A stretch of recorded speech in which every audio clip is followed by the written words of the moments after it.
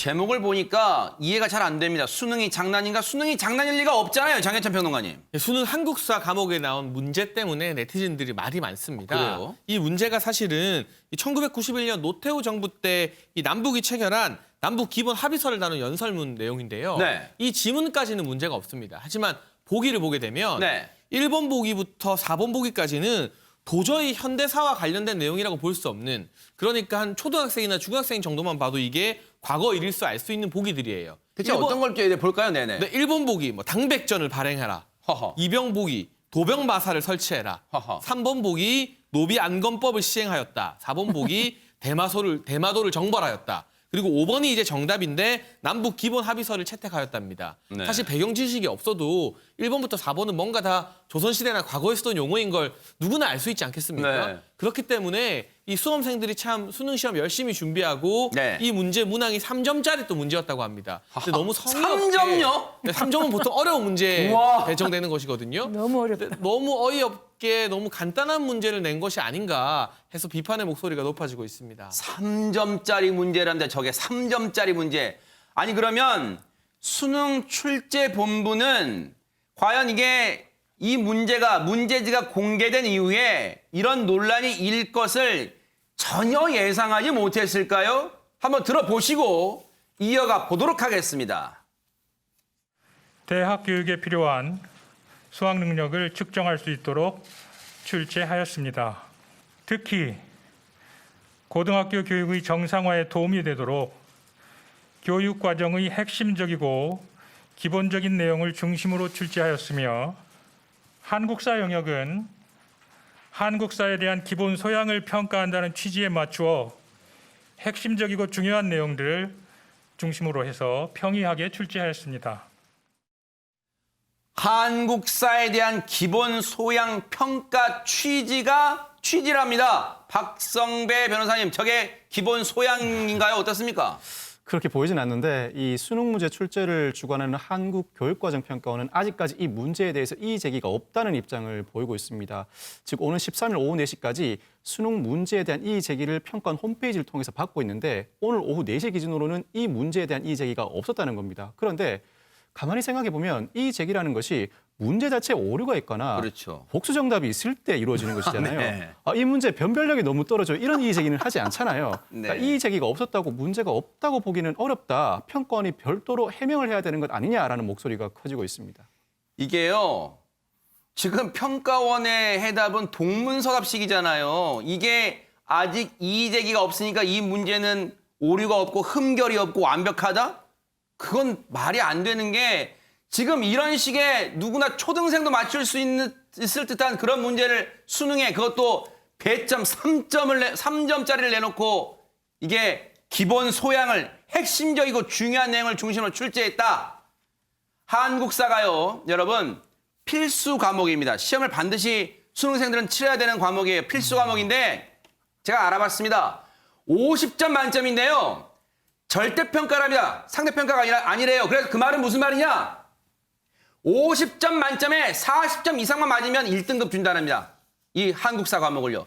그중에 40점을 맞아야 하면 1등급인데 그중에 3점 비중 3점은 그냥 거저먹고 들어가는 거예요, 지금. 그러니까 이런 변별력이 과연 있는 것인가? 이런 얘기가 나오고 있습니다. 그런데 해마다 이 문제뿐만 아니에요. 유인경 평론가는 해마다 수능 문제를 놓고 참 여러 가지 말들이 많았습니다. 네, 이 문제만이 아니고 오류가 많아서 심지어 재판을 같은 경우도 되게 많았었죠. 네. 근데 이거 변별력을 따지는 문제가 있을 수가 있고 때로는 그래 좀 쉬운 문제를 여러 사람들이 점수 높이면 어떠냐라는 것도 있겠지만 모든 수험생만이 아니라 가족들에게도 이거 좀 운명이 걸리는 건데 네. 조금은 좀 신중하게 내주셨으면 하는 생각. 그래야 우리가 교육부만이 아니라 출제위원만이 아니라 정부에 대한 신뢰를 높여갈 것 같은데 만냈지 어떤 얘기를 하냐면 이러려고 합숙하면서 이런 문제 냈냐라는 네. 댓글도 많이 와 있습니다. 자, 과거에요. 문제 중에 수험생들을 화나게 하는 문제도 있었고 또 감동을 준 문제도 있었다는데 대체 어떤 문제인지 좀 짚어볼게요. 그게 문제가 이렇게 나왔답니다. 문제 보여주세요. 네, 이 많고 많은 사람 중에 그대 한 사람 이게 필적을 확인하는 문구랍니다. 이게 무슨 말이에요, 유인경 평론가님? 왜냐하면 본인이 학생이 맞는지를 확인하기 위해서는 자기가 글로 써야 됩니다. 아하. 그러면 교육부 그 출제위원들이 내놓은 문제를 글로 써야 되는데 네. 그 문제가 나태주 시인의 들길을 걸으며라는 네. 시였어요. 근데 많고 많은 사람 중에 그대 한 사람. 네. 수험생들이 이제 방역 규칙을 해내려고 굉장히 애를 먹었을 거고요. 네. 더구나 이번에 방역 그 양성으로 나온 사람들 따로 격리돼서 봤었잖아요. 네. 다 두렵고 했을 텐데 어떤 글이 있었냐면 많고 많은 사람 중에 그대 한 사람을 만나 대한민국이 더 따뜻해집니다. 정말 고생하셨습니다라고 교육문화부에서 보내준 거예요. 네. 그래서 학생들이 이런 정부나 교육부에서 보낸 말에 울컥하기는 처음이다. 너무 감동적이다. 울 뻔했다 등을 했고요. 네. 저는 이걸 통해서 다시 한번 정말 여러 가지 정치 논란도 있고 코로나 때 위험하기도 하지만 결국 우리에게 감동을 주는 건 예술, 이런 따뜻한 말 한마디 시의 힘이 아닌가라는 생각을 한번 해봤습니다. 저 문구를 쓰는 게 부정행위를 이제 방지할 목적으로 이제 쓰게 했다는 걸 그렇죠. 수험생들이 필적을 알아보기 필적을 위해서. 알아봐야 되니까 네. 필체를 네. 알아봐야 되니까요. 네. 그런데 사실은 수능이 참 우리 대한민국이 그런 특수성인지는 모르겠습니다만 일생일대 운명이 걸렸다 해도 과언이 아니잖아요. 시험 성적에. 그런데 그만큼 어제 하루에 참 별의별 일이 다 있었다고 합니다. 하재근 평론가님. 여러 가지 사건들이 있었는데 어제 수능 관련 112 신고가 620건이 있었다고 합니다.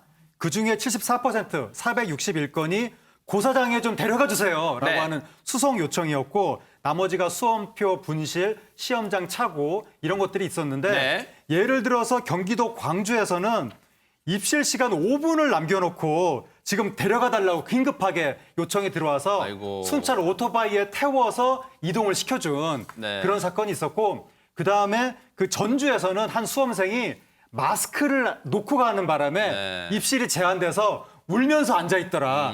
그 모습을 경찰분이 보고 여분 마스크를 지급해서 네. 입실을 시켜준 사건이 있었고 네. 서울에서는 노원구 해성여고를 가야 되는 학생이 동대문구 해성여고를 간 거예요. 아이고. 그래서 지금 20분 남겨놓고 급하다라고 해서 경찰한테 도움을 요청해서 그거 왜 그런 거예요? 노원구 얘기는 왜 그렇게 된 거예요? 그 학생이 그렇게 착각한 거예요? 이게 해성여고인데 우리가 일상적으로 부를 때 해성여고라고 부르는 거예요. 발음이 똑같으니까 세상에. 엉뚱한 해성여고를 잘못 가서 20분 남겨놓고 경찰 순찰차를 타고 이동한 사건도 있었습니다. 아이고. 근데 고사장 착각이나 뭐 지각하는 거 사실은 늦잠 자가지고 수면 바지 입고 온 학생도 있고 그랬대요. 그런데 고사장 착각하고 이제 뭐 지각하는 거 있을 수 있던데 장해찬 평론가 참 올해만 볼 수 있는 게 또 마스크를 안 가져와서 못 들어가는 거 참 진짜 올해만 볼 수 있는 것 같아요. 그렇죠. 코로나 시대의 어떤 풍경인 것이죠. 그러나 교육부에서는 누차 마스크 챙겨야 되고 혹시나 마스크가 오염됐을 때를 대비해서 여분의 마스크까지 한 장 더 챙겨오라 했습니다만 전북 전주시 같은 경우도 이 교문 앞에서 마스크 안 가져왔다가 한 학생이 울고 있는 걸 경찰이 이제 여분 마스크 줬다는 이야기도 하셨잖아요. 네. 그런 케이스들이 덜어 있었는데 대부분은 근처에 있던 경찰이나 다른 분들의 도움으로 입시는 했다고 합니다. 그러나 어쨌거나 이 마스크 뭐 여러 가지 방역 용품을 챙기는 것도 수험생들에게는 큰 부담이었을 것 같고요. 네. 하지만 실제 시험을 치르는 현장에서는 그동안 마스크 쓰고 있는 게 워낙 익숙해서 네. 이거는 이제 문제 푸는데 별 방해가 안 됐는데 가림판을 설치해놨거든요. 아하. 책상 앞에. 근데 그 가림판이 중간에 쿵 하고 바닥으로 떨어지기도 하고 아이고. 시험지가 거기에 끼이기도 하는 등 이 가림판이 수능에 좀 더 방해가 됐다는 현장의 목소리들이 많았습니다. 네. 어쨌든 참 많은 일들이 있었습니다. 그만큼 올해 수능을 치르는 학생들이요. 어찌 보면 참 불운한 세대예요. 정말로 많은 역경을 딛고 수능 정말 잘 치렀기를 또 기대를 해보도록 하겠습니다.